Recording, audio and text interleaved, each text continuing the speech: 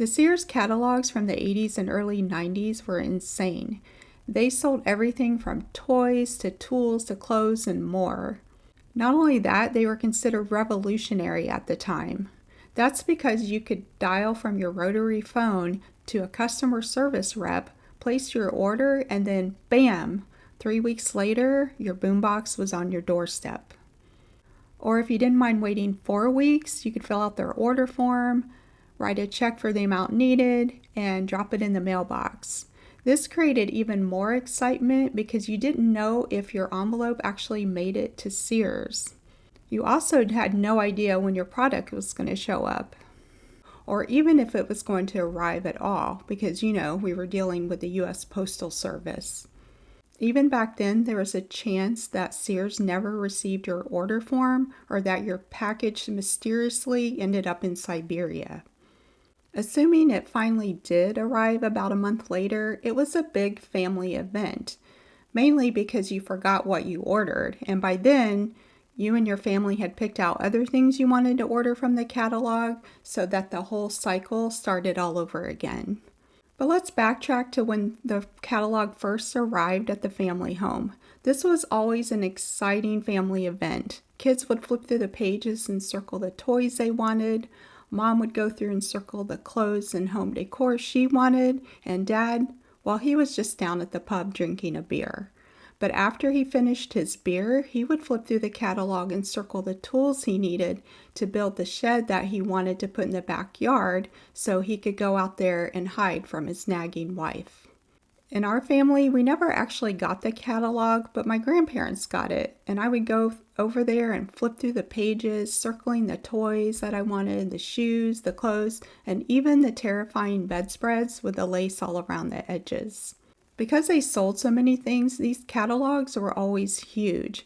For example, in 1985, the Christmas catalog, which was called the Wish Book, was a whopping 647 pages. This made it a force of nature. People use these catalogs for all kinds of things, as step stools, for hitting annoying siblings, and for booster seats at the dining room table.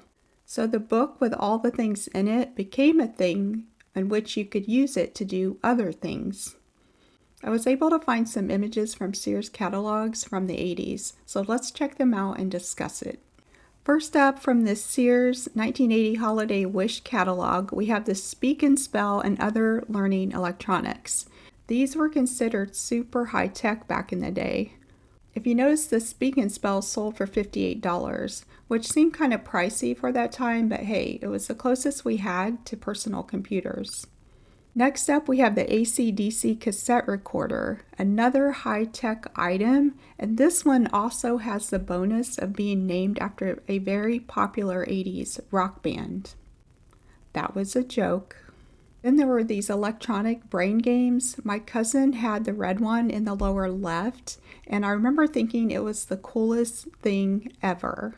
But have you noticed it looks like the cordless phones that were coming out at the time? And we know that cordless phones were a precursor to cell phones. So it looks like to me that even back then they were trying to get us addicted to some handheld device. Next, we have these electronic sports games, which were also handheld and super high-tech for the time.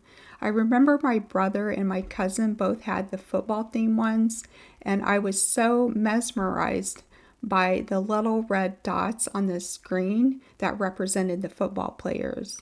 I mean, they were practically as big as ants. Now, from the 1984 catalog, we have these tents, including the Everest Anniversary Edition Hillary tent, sold for $400 or just $15 a month.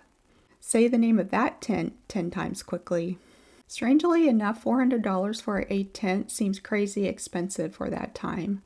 Not that I know anything about tents because I don't camp, but there are tents out there selling on sites like REI and Home Depot that sell for much less.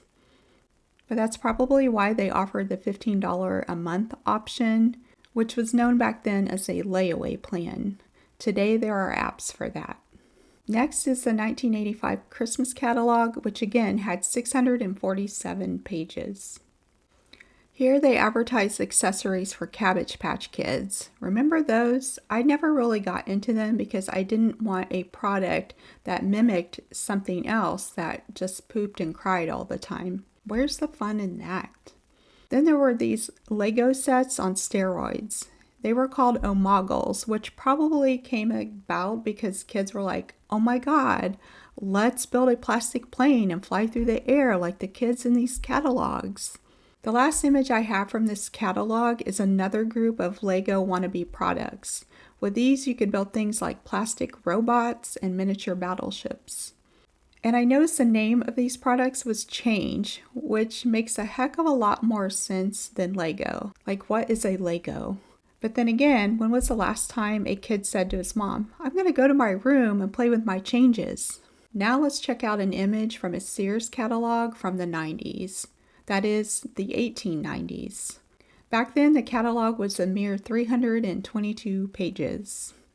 But it had some wacky products like this gape worm extractor. Apparently, gape is something that animals like chickens can get, and according to the ad, you can save time and money by having one of these on hand. So get your gape worm extractor today. Speaking of the 90s, the Sears catalog sadly ended in 1993. A year later, Jeff Bezos launched Amazon. This website eventually turned into a catalog of products, and you could browse those products and order without having to go into a store. Then conveniently, these products show up on your doorstep. Wait a minute, this sounds familiar. So what were your memories from the Sears catalogs? Did you ever sit on it? Did you ever throw it at your brother? Did you ever order toys and tents from it? Let me know in the comments below.